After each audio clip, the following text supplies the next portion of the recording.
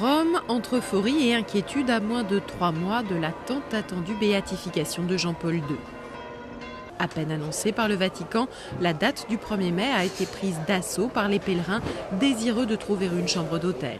Résultat, sur les quelques 150 000 lits que compte Rome, il ne reste plus grand-chose. Le 1er mai est en temps normal déjà une des périodes les plus chargées de l'année dans la capitale italienne. Fête du travail oblige, une situation que les acteurs du tourisme auraient préféré éviter.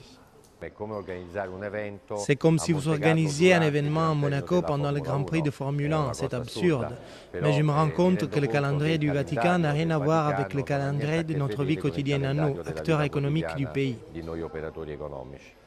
Conséquence, les tours opérateurs ont dû se rabattre sur d'autres localités dans un rayon de 100 km autour de Rome.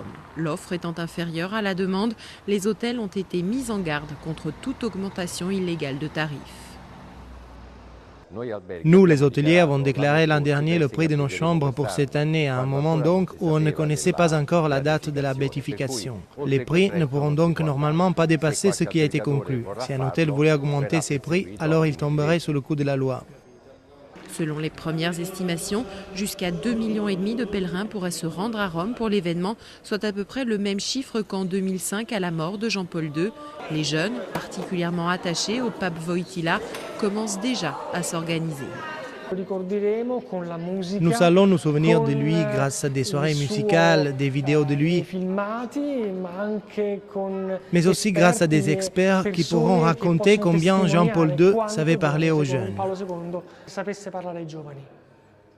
C'est Benoît XVI qui célébrera l'événement, un fait plutôt exceptionnel car le pape ne préside normalement que les canonisations, comme le 17 octobre dernier où 6 nouveaux saints avaient été canonisés.